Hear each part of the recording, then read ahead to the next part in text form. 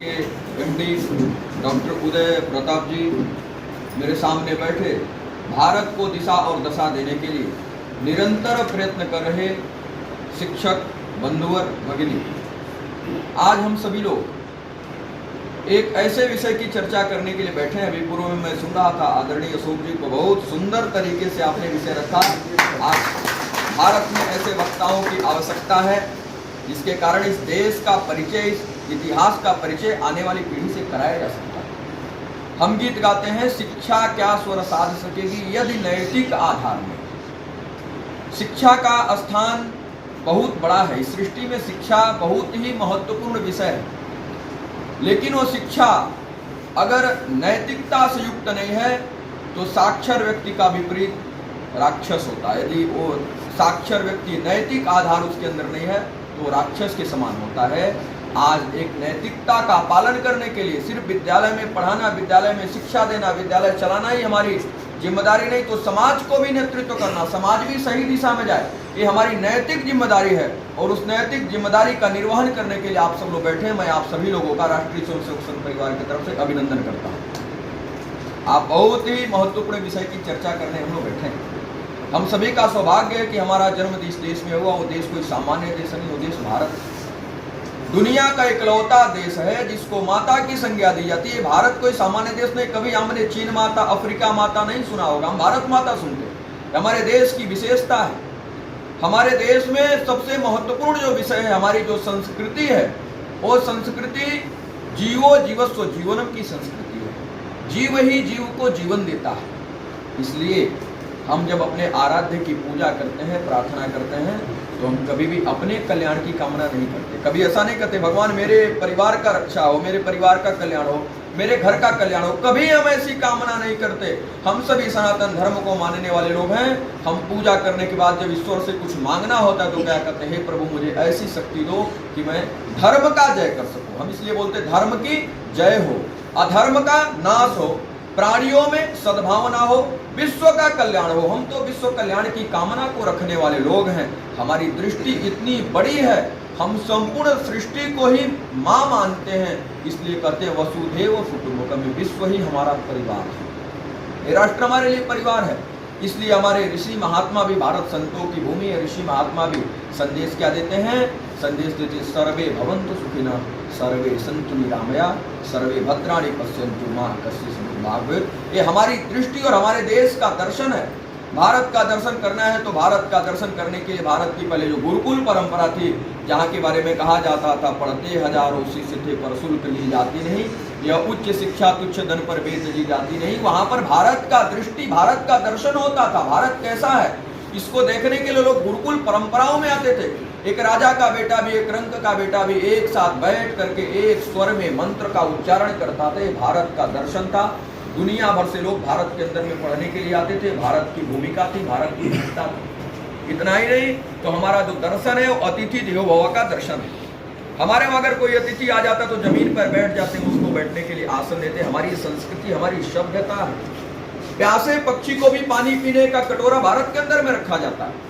हम तो चींटियों को भी आटा खिलाने वाले लोग हैं। इतना ही नहीं तो हम लोग तो पहली रोटी गाय की, हमारा जन्म ऐसे पवित्र देश में हुआ है। बंधुओं, भारत को नदियों का देश, भारत को तपस्वियों और योगियों का देश, भारत को संत और महात्माओं का देश कहा जाता है। उसके साथ भारत को त्योहारों का देश भी कहा जाता है। प्रत्येक दिन कोई न कोई पर्व आता है, कोई न कोई त्योहार आता है, और वो त्योहार नए प्रकार का आनंद और उत्साह हम सभी के जीवन में लेकर आता है। कभी दीपावली का पर्व आता है तो हम ऐसे घरों की स्वच्छता करके प्रभु राम, माँ लक्ष्मी की प्रतीक्षा करते हैं। कभी नवरात्रि का पर्व आता है, कभी रक्षाबंधन का पर्व आता है। वैसा ही एक पर्व हम सबके सामने आया है। वो पर्व है चुनाव महापर्व, लोकतंत्र का महापर्व। उस लोकतंत्र के महापर्व की तैयारी भारत के अंदर में कैसा हो, हमको त्योहार मनाने की अद्भुत क्षमता हम सबके अंदर है। हम सब लोगों ने तो स्वयं नारायण को अपने घर में बुलाने का हम पर्व त्योहार मनाते हैं। ऐसा एक लोकतंत्र का महापर्व भारत के अंदर में बहुत ही उत्साह के साथ मनाया जा रहा है। उसमें हमारी क्या भागीदारी हो और हमारे भागीदारी के कारण समाज में लोगों के मन में इस त्योहार के प्रति और उत्सुकता बढ़े, इस विषय की चर्चा, इस विषय की योजना बनाने के लिए आज हम सभी लोग बैठे हैं। लोकतंत्र का महापर्व है, चुनाव है। हम मत का दान करते हैं। हम सब लोग शिक्षित लोग हैं, अध्यापक हैं, प्रबंधक हैं, प्रधानाचार्य सब मेरे सामने बैठे हैं। निश्चित रूप से दान उसी को किया जाता है जो दान के पात्र होता है। अगर अपात्र को दान कर देते हैं तो फिर वो दान का दुरुपयोग करता है, फिर दान देने वाले को ज्यादा कष्ट होता है। अगर हम दान दे रहे हैं, वो दान का सही जगह उपयोग नहीं किया तो फिर मुझे ज्यादा दोष लगेगा। इसलिए दान को हमेशा सोच समझकर और समझदारी के साथ करना चाहिए, क्योंकि भारत में दान का बड़ा महात्म है। ध्यान और स्नान और दान का प्रयाग के अंदर में आप जाइए तो माघ के महीने में 1 महीने तक दान का बड़ा महात्म चलता है। आपके विद्यालय के प्रबंधक जी भी ऐसे सनातन धर्म को बढ़ाने के लिए मंदिरों में अनेकों स्थानों पर समाज भी चले। हम सिर्फ अपने लिए नहीं है, हम समाज को चलाने में भूमिका रख सकते हैं। मुझे बहुत अच्छा लगा, मैं कई स्थानों पर है, मुझे जानकारी मिली नहीं है प्रबंधक जी का विद्यालय कैसे आपका बड़ा भूमिका रहता है। मैं आपको धन्यवाद देता हूँ। जैसे धर्म का काम आप ही जैसे लोगों के बल पर बढ़ सकता है। मैं राम मंदिर की चर्चा करने मैंने कहा कि देश के अंदर में 500 सालों तक हमारी पीढ़ियों ने संघर्ष किया, उसके बाद अयोध्या के अंदर में राम जी का मंदिर बन रहा है। आपकी क्या भूमिका हो सकती है? सहर्ष कहा कि मुझसे जो अपेक्षा होगी, भगवान ने मुझे उस समर्थ बनाया है, मेरे अंदर वैसी सामर्थ्य राम ने ही दिया है। इसलिए जैसी आपकी योजना होगी हम उस काम को करेंगे। एक बड़े मन से आपने उसको स्वीकार किया। आज अयोध्या के अंदर में भव्य राम का मंदिर बनकर तैयार है, तो कभी हम विद्यालय का कोई भी व्यक्ति मंदिर दर्शन करने जाएगा तो मंदिर से अपनापन लेगा। नहीं, मेरी भी भूमिका इस मंदिर को बनाने में रही है, मैं भी इस मंदिर को बनाया। उस मंदिर के साथ हमारी श्रद्धा जुड़ी है। मुझे एक ध्यान में आ रहा है, एक आप सब दीवार फिल्म की वो छोटी कहानी आप सबके ध्यान में होगी। वहाँ का जो नायक रहता है, वो नायक एक घर खरीदने जाता है। तो जो घर कोठी खरीदता है तो उस कोठी का कीमत कोठी का मालिक बताते हैं अग्रवाल साहब। अग्रवाल साहब पूछते हैं, अग्रवाल साहब, उसका नाम रहता है विजय बाबू, जो पात्र रहता है, विजय बाबू इस कोठी की कीमत कितनी आप लगा सकते हो? तो विजय बाबू कहते हैं आप जितनी मांगेंगे हम उतनी दे देंगे। तो सेठ जी कहते हैं कि इस कोठी की कीमत 30 लाख रुपए है। और जो विजय बाबू रहता, नायक रहता, कहता मैं 30 लाख रुपए आपको दे दूंगा। सौदा तय हो जाता है। फिर जो कोठी का मालिक रहता है वो कहता है विजय बाबू आपको सौदा करना नहीं आता। वो नायक कहता है ऐसा क्यों आप कह रहे, मुझे सौदा करना नहीं आता। तो विजय बाबू से वो बात सुन करके कहता है कि विजय बाबू अगर आप हमसे कहते तो हम कोठी का दाम कुछ कम कर देते, हम 2, 4, 5, 10 लाख रुपया कम कर देते इस कोठी का दाम। आपने अगर हमसे दाम नहीं किया, आपने सौदा नहीं किया। तो जो नायक होता है वो नायक कहता है अग्रवाल साहब यदि कोठी का दाम आज 10 लाख रुपया अधिक भी बताते तो मुझे देने में कोई कष्ट नहीं होता, मैं 10 लाख और दे सकता था इस कोठी का। फिर उसको बहुत आश्चर्य हुआ, कहा कि ऐसा क्या है इस कोठी में कि आप इसको कितनी बड़ी कीमत देने के लिए तैयार हैं? तो कहता है नायक की सेठ जी जब एक कोठी बन रहा था, इस कोठी को बनने में हमारी माँ ने ईंटें ढोया है, हमारी माँ ने ईंट दिया है, इसलिए इस कोठी से मेरा अंतर्गत लगाव है, इसलिए मैं इस कोठी के लिए कुछ भी कर सकता हूँ। राम मंदिर हमारे सृष्टि और हमारे परिवार के लिए, हमारे देश के लिए इतनी बड़ी भूमिका थी। हमारे पुरखों ने राम मंदिर के लिए अपने जीवन को दे दिया।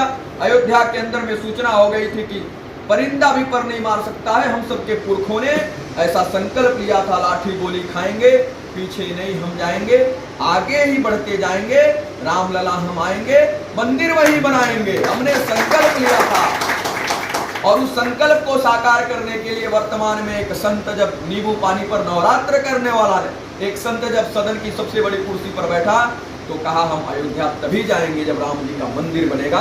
ऐसा संकल्प लेने वाले, ऐसे संकल्पित लोगों की भारत के अंदर में उस नेतृत्व की कुर्सी पर आवश्यकता है। इसलिए मेरे बंधु आप सभी लोगों के समक्ष मैं आग्रह और निवेदन करता हूं कि लोकतंत्र के महापर्व में हम सब लोग अपनी भूमिका इस प्रकार से निभाएं कि एक राष्ट्रवादी सरकार का चयन हो सके, एक नेतृत्व क्षमता संभालने वाली सरकार का चयन हो सके। ऐसा करने के लिए हम सब लोगों को घर से निकलना पड़ेगा, समाज में जाना पड़ेगा। हम सब की बात सर्वाधिक माता पिता के बाद विद्यार्थी सर्वाधिक गुरु की बात मानता है। हमको अपनी बात बतानी पड़ेगी। आज देश उस परिस्थितियों में हमको देश को संभालना पड़ेगा। हमारे देश का विकास का स्तर कहां तक चला गया? इधर सबसे ज्यादा इस देश के अंदर में टूरिज्म क्षेत्र के रूप में गोवा डेवलप है। गोवा विगत 4 वर्षों का रिपोर्ट आया है। 4 वर्षों में जब से काशी के अंदर में कॉरिडोर बना है, 4 वर्षों में सर्वाधिक पर्यटक काशी आए। ये सबसे बड़ा इस सनातन धर्म के लिए शुभ संकेत। लोग बेरोजगारी के विषय पर भी आप जाएंगे गांव में तो आपको बताएंगे। उसके बाद भी बहुत सारे विषय मैं बाद में 1-5 मिनट बाद इस विषय की आपसे चर्चा करूंगा। मेरा बस आग्रह यही है कि हम सब लोग समाज की दिशा दशा बदलने वाले लोग हैं। आज आवश्यकता है, देश में ऐसी षड्यंत्रकारी शक्तियां सक्रिय हो गई हैं, हमारे भारत के अंदर में भारत को तोड़ने की साजिश रची जा रही है। आज अनेकों लव जिहाद जैसी घटनाएं, लैंड जिहाद जैसी घटनाएं भारत के अंदर में हो रही हैं। उसको रोकने के लिए हमारे सरकार का तो प्रयत्न बहुत अच्छा है, लेकिन जागृत जनता का भी प्रयत्न होना चाहिए, और वो जनता हम ही के प्रयासों से जगेगी, हम सब लोगों के प्रयत्नों से जगेगी। इसलिए आप सभी लोग इस लोकतंत्र के महापर्व में अपनी उत्कृष्ट भूमिका निभाएं, और उस उत्कृष्ट भूमिका के साथ एक राष्ट्रवादी, एक अच्छे सरकार का चयन करने में हम अपनी जिम्मेदारी निभाएं। उस जिम्मेदारी के साथ आज से ही हम लोग गाँव-गाँव जाकर इस देश के लिए जो सबसे आवश्यक बातें हैं, मैं उन बातों की चर्चा करके अपने विषय को पूरा करूंगा। एक मुझे लगता है 10 बजे तक अपनी बैठक पूरी करनी है। कुछ बातें हम सबके समक्ष आज समाज में लोग चर्चा कर रहे होंगे। आज मैं काशी की चर्चा किया तो काशी में रोजगार का स्तर कितना बढ़ा, हम इसकी चर्चा कर सकते हैं।